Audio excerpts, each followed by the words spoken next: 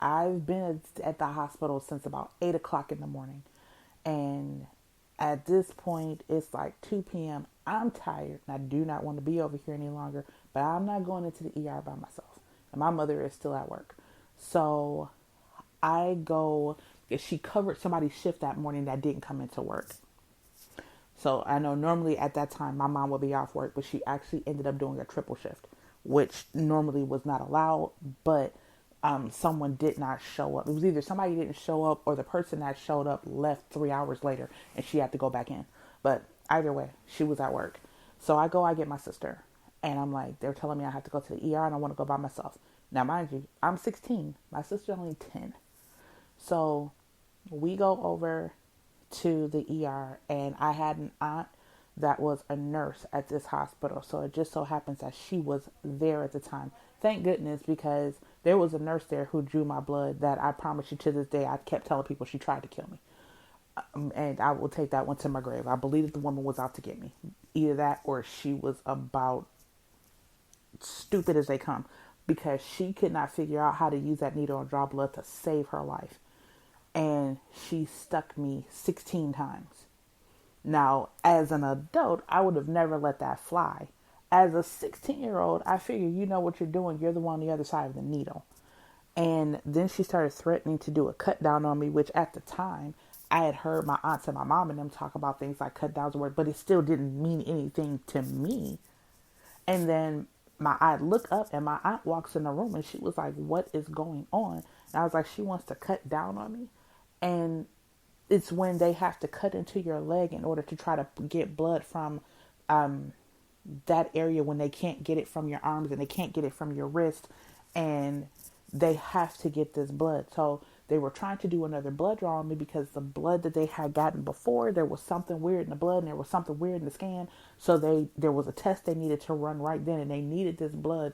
And apparently this was a new nurse, and yeah, she wasn't the best.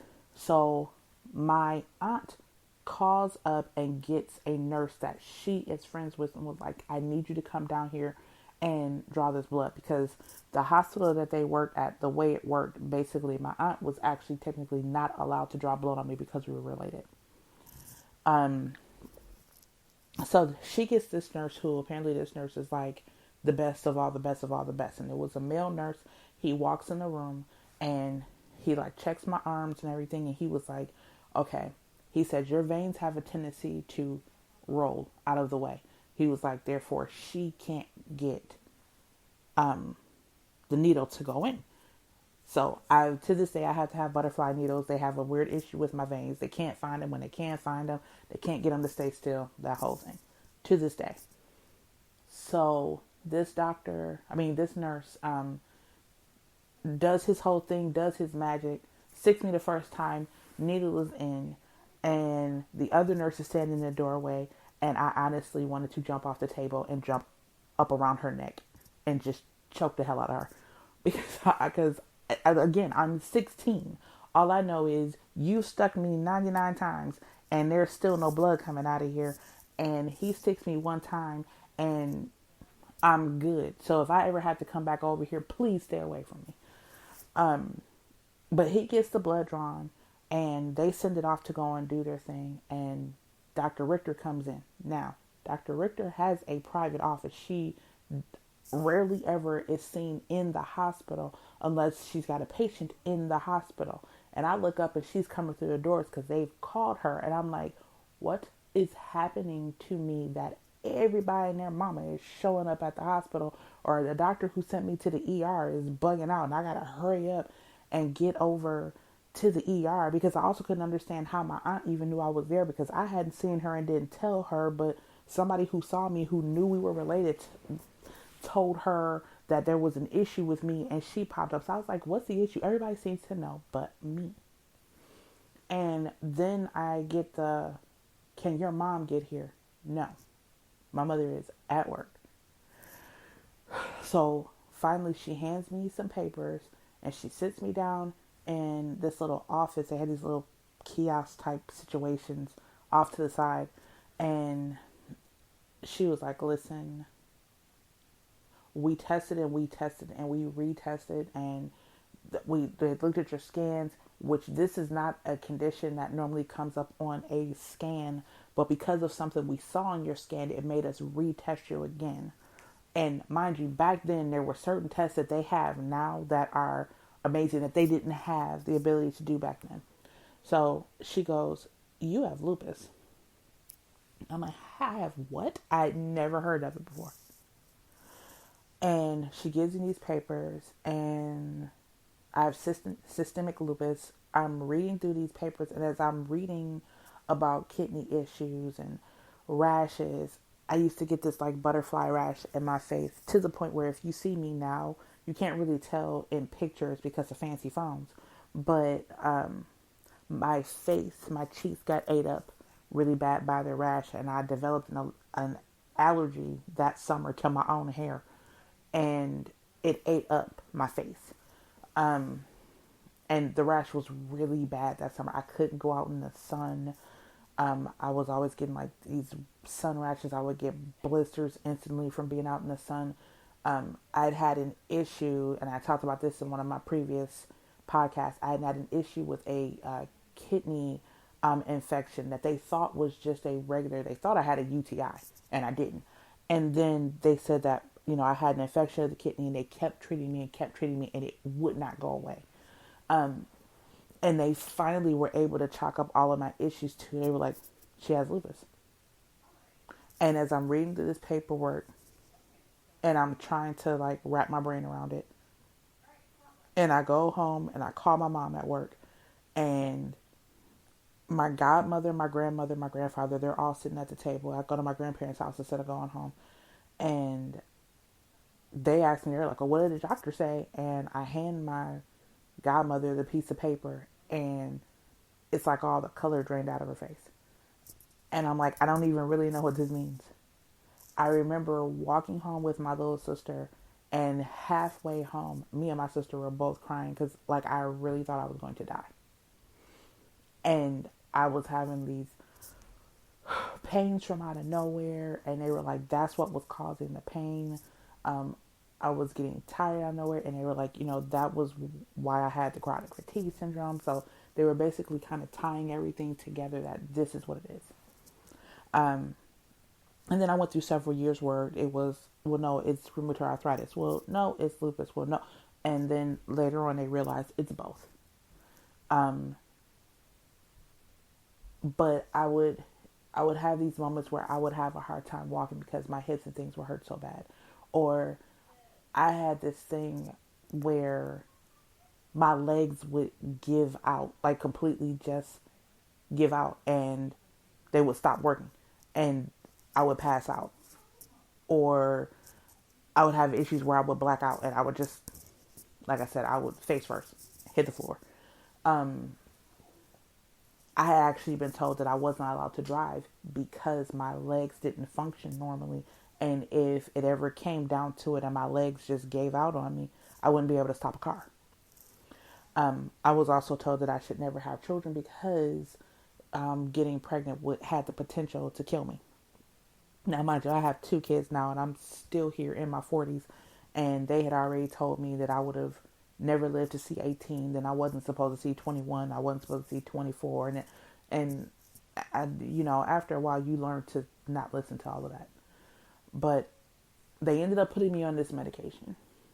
After we get this diagnosis and everybody kind of deals with it, took my mother a little bit longer to deal with the diagnosis because she worked in hospitals and she had seen people, dying from lupus, and it was still fairly new back then when I got the diagnosis. So they had put me on this medication. My doctor sent me to another doctor because he was a specialist, and I had to deal with this specialist whom I could not stand because he had no bedside manner whatsoever, and he would always explain things to me in a way where, I guess because I was young and I typically came to appointments by myself, it wasn't this is what this medication is for, this is what it does, here are your options kind of thing. It was, here it is, take it or you won't live. You've already lost me because with that attitude, you're not going to get nothing out of me but my attitude. And the medication he gave me, I took it for approximately 7 days. I broke out in a rash. I go back and I tell him I took the medication like you told me. I have rashes all over the place. Okay, what kind of rash? The kind that I'm showing you. These red bumps on my arm and they itch. I cannot take this. So he was like, well, are you trying to get different medication? I'm trying not to be on medication, period. I'm also trying not to get arrested for swinging on you. I don't want to be here. I don't want the meds. I don't want to be here. And now I'm coming up on 17, and with everything I've gone through health wise, I'm like ready to fight at every turn. Every time a physician says anything to me about a pill, I'm ready to swing. So I was like, I don't want any medication. I don't care what you want to give me. I don't want to take it anymore. So I stopped taking it. I would then go through problems with bleeding from my tonsils. Um, I would end up having several mini strokes that caused me to have. It wasn't like I was having just regular strokes. They couldn't figure out really what was causing this, but I was having these mini strokes where like the blood would just stop flowing to one section of my brain. And it had gotten so bad that I had like almost like a twitch. It was, if you didn't know any better, you would think I had Parkinson's disease. I was shaking so bad. And I had this like twitch, and they couldn't seem to stop it. I was dealing with nerve damage, and this was all like, at this point, by the time I had started having strokes and things, I had already had my first child. And the whole stroke situation was so bad that at one point, and I can't really give you like a full description to give you a full picture of what this was like, but maybe when I explain it, you'll be able to put yourself in the position of understanding it. I would be sitting in a room with my entire family. I knew that this was my family. I know these people. I couldn't tell you who they were. I would see somebody and it's like, I know you. I couldn't give you a name. I couldn't tell you who you were to me, but I know you. I know your family, but I don't know who you are. Like, it was the weirdest thing. It was messing with my memory. To this day, my memory is horrible because of it. I had gotten to the point where the pain was coming back. My hair had started falling out. My hair had fallen out several times. But my hair started falling out really bad. Like I said, I was bleeding from the tonsils, and they would not take my tonsils out. I still have them to this day. I have only had one surgery in my entire life, and they didn't want to do that because with the condition I have, which if you didn't listen to the previous podcast, I have something called multiple autoimmune syndrome. With the condition that I have, I don't do well with anesthesia. And come to find out, the reason why I was having such an issue with my medication is because my body was adapting to my meds. So as my body was adapting, they initially thought maybe my dosages were too high. And then as they were looking at it, they were like, no, my dosages were too low. And over time, they figured out my body was actually adapting to the medication. So after a certain period of time, it was doing nothing for me. And it was within a quick time frame. Like if I took the medication for 3 or 4 weeks, that was about all I could get out of it before my body would just adapt to it. And then it didn't work any longer. So because of that, they found out that I was the same way with anesthesia. So if they had to do several surgeries and several procedures on me, they couldn't do them too closely together because if my body adapts to the anesthesia, you can't put me to sleep. Therefore, I dealt with a lot of issues that I probably should have had surgery for. Like I was told at 18 that I should have had both of my knees replaced. But because of the concern for putting me to sleep, and my mom was like, if you start replacing her knees, now you're going to have to do it every, 5, 6, 10 years. I can't remember which one it is. I believe every 5 or 10 years, knee replacements have to be redone. And they were like doing that surgery repetitively. I would be under the knife at 18. And how many times I would have had surgery on my knees alone by now? Not to mention the fact that having surgeries that often, plus other things in between, I ran the risk of not being able to be put to sleep. So they avoided doing